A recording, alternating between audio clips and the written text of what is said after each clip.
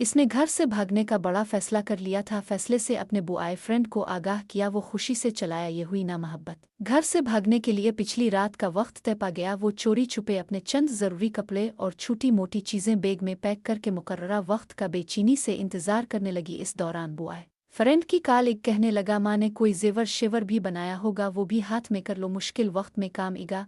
अच्छा कुछ करती हूँ। इसे पता था कि माँ ने इसके लिए सोने के जेवरात बना रखे हैं। वो माँ के कमरे से जेवरात निकालने की तरकीब सोचने लगी। वक्त बहुत कम था। वो जैसे ही माँ के कमरे की तरफ बढ़ी, माँ कमरे का दरवाज़ा खोल कर बाहर आ गई। एक लम्हे के लिए वो माँ को सामने देख कर सकते में चली गई। मेरी शहजादी, इतनी रात गए तुम जागती फुर्ती हो और ये तैयार होकर कहाँ जा रही हो? वही तो बताने आ रही थी। रात लेट फ़ोन आया था। यूनिवर्सिटी वालों ने इमरजेंसी कुछ काम से बुलाया है। मेरी कुछ दोस्त भी जा रही हैं। अब सो रही थी, डिस्टर्ब ना हूँ इसलिए आपको इस वक्त नहीं बताया। इसने खुद को संभालते हुए झूठ घड़ दिया था। अच्छा तुम मेरे कमरे में ही बैठो, मैं तुम्हारे लिए कुछ बना कर लाती हूँ। माँ किचन में चली गई। वो माँ के कमरे में दाखिल हुई। बहुत अच्छा मौका मिल गया है, इसने ये सोचते हुए जल्दी से पैटी का दरवाज़ा खोला तो सबसे पहले इसकी नज़र अपने लिए बने लाल रंग के बहुत प्यारे लहंगे पर पड़ी, जो इसकी माँ ने ख़ास तौर पर शादी वाले दिन के लिए इसकी पसंद से बनवाया था। माँ अक्सर कहती रहती थी, जब मेरी बेटी इसे पहनकर दुल्हन बनेगी शहजादी लगेगी। शहजादी एक से बढ़कर एक अच्छा सूट, बेहतरीन बिस्तर, डिनर सीट, टी सीट और न जाने क्या सामने आ रहा था। बहुत सी कीमती और खूबसूरत चीज़ें तो ऐसी थीं जो माँ ने चोरी चोरी बना रखी थीं, जिनका इल्म इसे आज हो रहा था।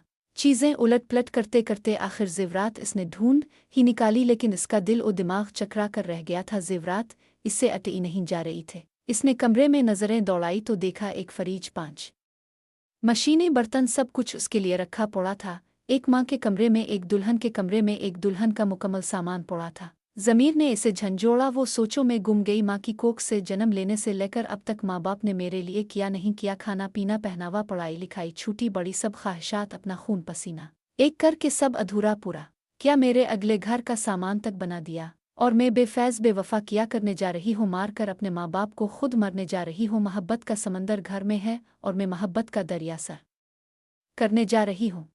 इसकी आंखें भीग गई थीं। इसे अपनी आला तालीम, अपनी हमाकतों पर खूब रोना आ रहा था। इस दौरान माँ आ गई। ये लो मेरी शहजादी, अपना पसंदीदा पराठा खाओ, इतना सफ़र है यूनिवर्सिटी का। मेरी शहजादी को भूख लग जाती, वैसी भी आखिरी दफ़ा यूनिवर्सिटी जा रही हो, स्कूल से लेकर कॉलेज यूनिवर्सिटी तक। तेरी माँ ने आज तक तुझे बगैर नाश्ते के नहीं भेजा। आज अगर तो बगैर नाश्ते के चली जाती तो तेरी माँ को मरते दम तक इस बात का दुख रहता। माँ की बात सुनकर बेअख्तियार वो माँ के गले लगकर फूट फूट कर रोने लगी।